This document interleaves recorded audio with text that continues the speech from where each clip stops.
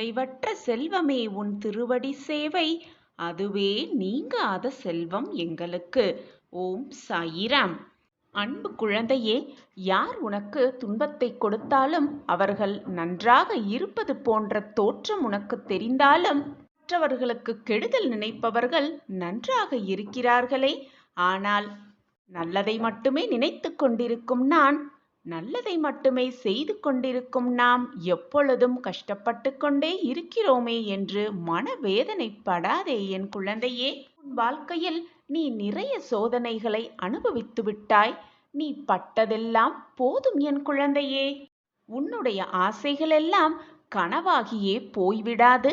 அதை பல மடங்காக திருப்பித் தருவேன் உன் சாயி தேவா.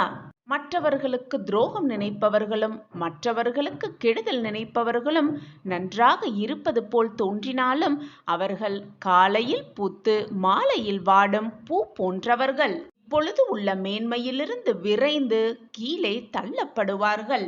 ஆனால் நீயோ மற்றவர்களுக்கு நன்மை மட்டுமே நினைக்கும் நீ விருட்சம் போன்றவர். எப்பொழுதுமே ஆழ ஊன்றிதான் நிற்பாய். பல பேர் உன்னை ஏமாற்ற வந்தாலும் உனக்கு நெருக்கடி கொடுத்தாலும் பயந்து போய்விடாதே, சோர்ந்தும் போய்விடாதே. தன்னம்பிக்கையோடு தைரியமாக எதிர்த்து நில். உனக்கு துணையாக உன் அப்பா எப்பொழுதும் துணையாக, பக்கபலமாக, உறுதுணையாக இருப்பேன். உன் வாழ்க்கைக்கு வழிகாட்டுவேன். உன் மனதை தேற்றுவேன். நீ வெற்றியடைய நல்ல வழியை உனக்கு காட்டியே தீருவேன். இது உன் சாயப்பாவின் சத்திய வாக்கேதான். அது மட்டுமல்லாமல் குழந்தையே, எத்தனை இழப்புகள் வந்தாலும் சோர்ந்து போய்விடாதே.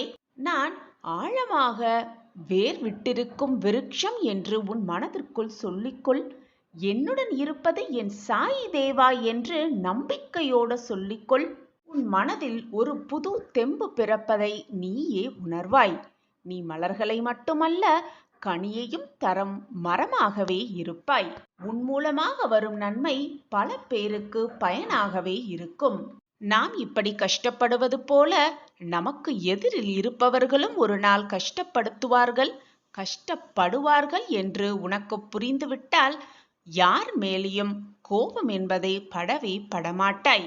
மற்றவர்களுக்காக நிச்சயமாக பரிதாபப்படுவாய். ஏனென்றால் அப்படி பல கஷ்டங்களை இதுவரை அனுபவித்து விட்டாய். குழந்தையே, எந்த சூழ்நிலையும் நீ பாதிக்கப்பட மாட்டாய். உனக்கு என்று எழுதப்பட்டது நிச்சயமாக உன் கைகளில்தான் வந்து சேரும். நான் இருக்கிறேன். அனைத்தையும் பார்த்து பார்த்து என் பிரியமான கண்மணிக்காக செய்வேன், செய்து முடிப்பேன்.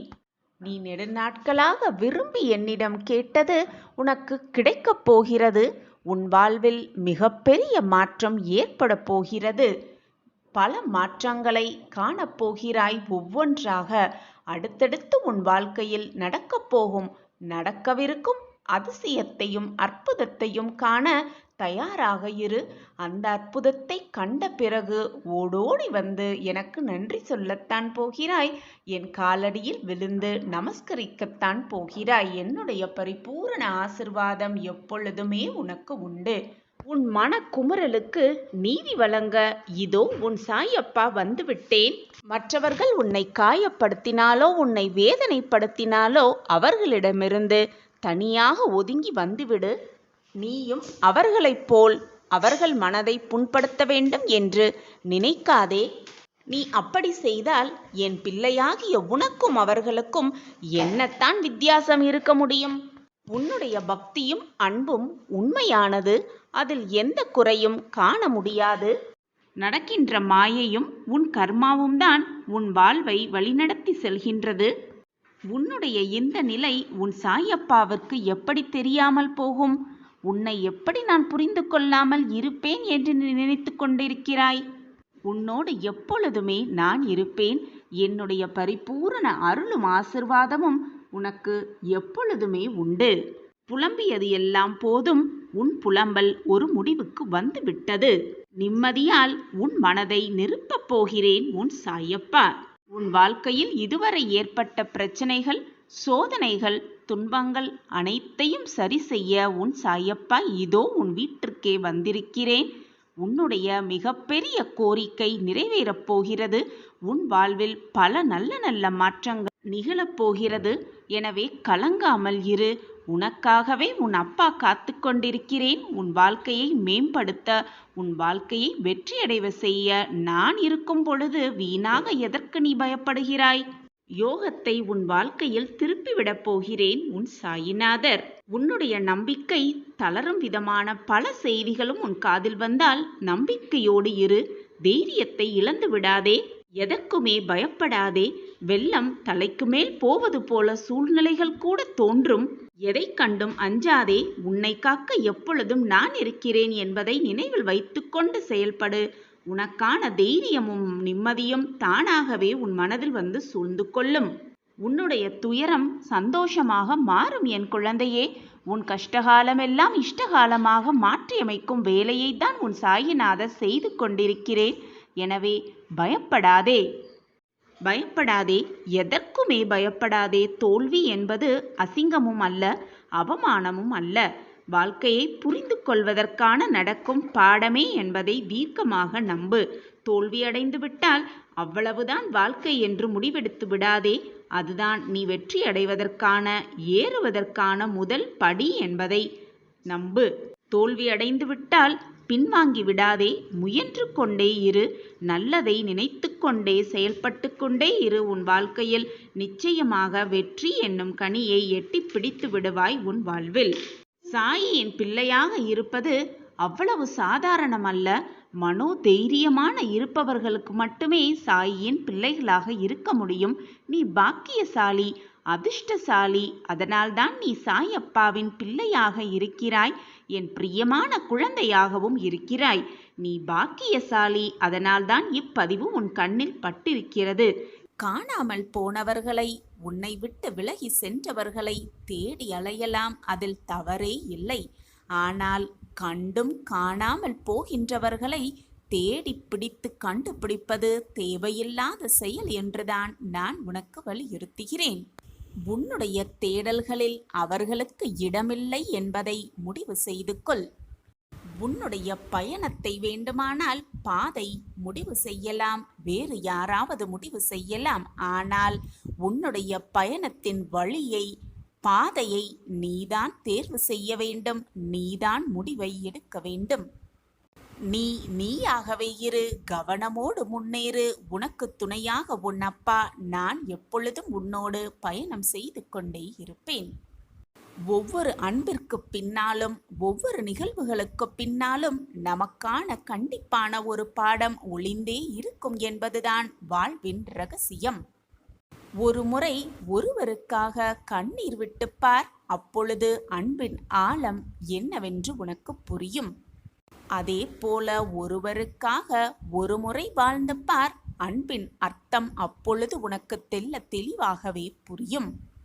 ஒருவரிடம் ஒரே ஒரு முறை அன்பு செலுத்திப்பார். அன்பு என்றால் முழுமையாக உனக்கு அப்பொழுது புரிந்துவிடும். வாங்கிக் கொள்வதில் இல்லை அன்பு, கொடுக்கப்படுவதில்தான், மற்றவர்களுக்கு கொடுப்பதில்தான் இருக்கிறது உண்மையான அன்பு. எதையுமே, அது அன்பாக இருந்தாலும் சரி, நம்பிக்கையாக இருந்தாலும் சரி, எதையுமே எளிதில் தொலைத்து விடாதே. ஏனென்றால் தொலைந்தது மீண்டும் கிடைப்பது மிக மிக சிரமமான காரியமாகத்தான் இருக்கும். நீ இது நாள் வரை அனுபவித்த துன்பங்களையெல்லாம் மறந்துவிடு. ஆனால் அந்த துன்பங்களில் நீ கற்ற பாடத்தை, நீ கற்ற அனுபவத்தை எப்பொழுதும் எந்த நொடியும் மனதிலிருந்து தூக்கி எறிந்து விடாதே, மறந்து விடாதே, மறந்தும் கூட மறந்து விடாதே. என் அன்பு குழந்தையே, உன்னை பிடித்தவர்களின் அன்பை விட உன்னை புரிந்து கொள்பவர்களின் அன்புதான் மிக மிக உண்மையாகவும் உன்னதமான அன்பாகவும் இருக்கும். இதை தெரிந்து கொண்டாலே போதும், உன் வாழ்வு சிறக்கும். உன்னுடைய எதிர்காலத்தின் சாவி எங்கு இருக்குது தெரியுமா? நீ செய்யும், அனுதினமும் செய்யும் செயல்களில்தான் இருக்கிறது. நீ நல்ல விதமாக செய்தால், நல்ல செயல்களை செய்தால் உனக்கான சாவி, உன் வாழ்விற்கான சாவி, உன் வாழ்வை திறப்பதற்கான சாவி கூடிய விரைவில் உன் கைகளுக்கு கிடைக்கும். அதுவே தீய செயலாக இருந்தால், மற்றவர்களுக்கு துரோகம் விளைவிக்கும் செயலாக இருந்தால், உனக்கான சாவி உன் கைகளில் கிடைப்பதற்கு மிக சிரமமான காரியமாகத்தான் இருக்கும். நீ செய்யும் செயல்களுக்கேற்ப உன் வாழ்வில் நல்ல விதங்கள், நல்ல செயல்கள் திறப்பதற்கான வழி மிக அருகில் வந்து கொண்டே இருக்கிறது என்பதை முதலில் தெரிந்து கொண்டு செயல்படு. என் மீது உனக்கிருக்கும் நம்பிக்கை எப்பொழுதுமே வீண் போகாது குழந்தையே. தைரியமாக இரு, நம்பிக்கையோடு இரு, நான் இருக்கிறேன். நீ என் மீது வைத்திருக்கும் நம்பிக்கைக்கு பரிசாக நீண்ட நாட்களாக நீ எதிர்பார்த்து காத்திருந்த ஒன்று உன்னை தேடி வரும். நான் அதை வரவழைப்பேன். எல்லா நேரமும் ஏன் குழப்பத்தோடு இருக்கிறாய்? குழப்பத்தோடு இருப்பதற்கு உன் வாழ்வில் அப்படி என்னதான் நகர்ந்திருக்கிறது? இன்பமும் துன்பமும் மாறி மாறி வந்து கொண்டு போய்கொண்டுதான் இருக்கும். எதுவுமே நிரந்தரமாக இருந்துவிடவும் முடியாது, நிலையாக உன்னிடமே தங்கிவிடவும் முடியாது. மாறி மாறி வருவதுதான் வாழ்வு. இதை புரிந்து கொள் பிள்ளையே.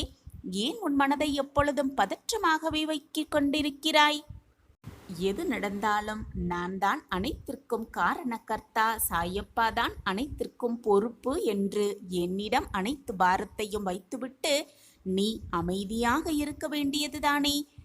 நான் தானே கவலைப்பட வேண்டும் உன் வாழ்வை நினைத்து.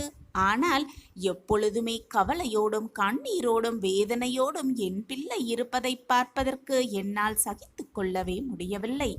நான் தான் அனைத்திற்கும் பொறுப்பு என்று என்னிடம் பாரத்தை அனைத்தையும் வைத்துவிட்டு நீ அமைதியாக இரு.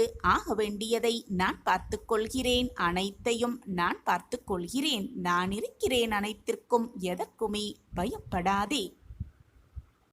உன்னுடைய கனவுகள், ஆசைகள், எண்ணங்கள், விருப்பங்கள் எல்லாமே ஈடேறும் நேரம் சர்வ நிச்சயமாக உன்னை நெருங்கிக் கொண்டிருக்கிறது. உன்னிடமே வர அது ஏங்கி காத்து கொண்டிருக்கிறது. உன்னுடைய பல நாள் கஷ்டம் ஒரு நாள் தீரும். அந்த நாள், அந்த நேரம், அந்த நொடி, ஏன் இந்த நாளாகவும் இந்த நேரமாகவும் இந்த நொடியாகவும் இருக்கலாமே.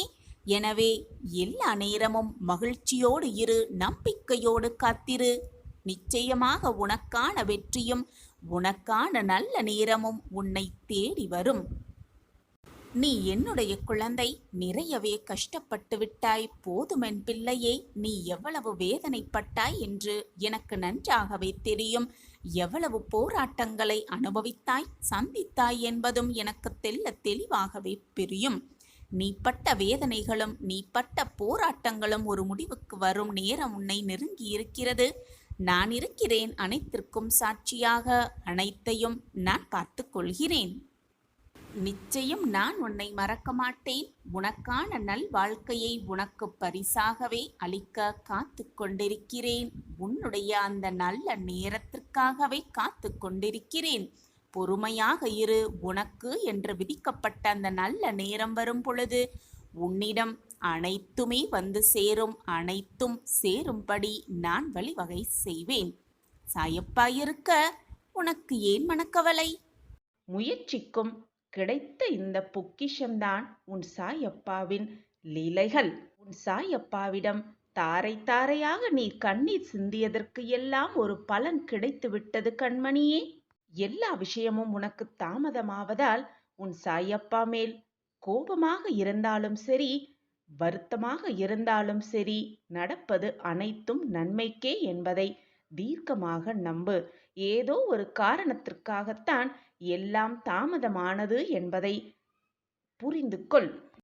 உனக்கு நிகழ்ந்த தாமதம் எல்லாம் உன்னுடைய நன்மைக்காகவே என்பதை புரிந்து கொள்.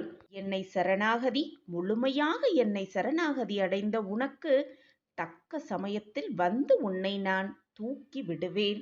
நீ விழும் நேரத்தில் நீ நினைத்தது நினைத்தபடி நடக்கப் போகிறது. வாழ்க்கை என்பது மிக நீண்ட பயணம்.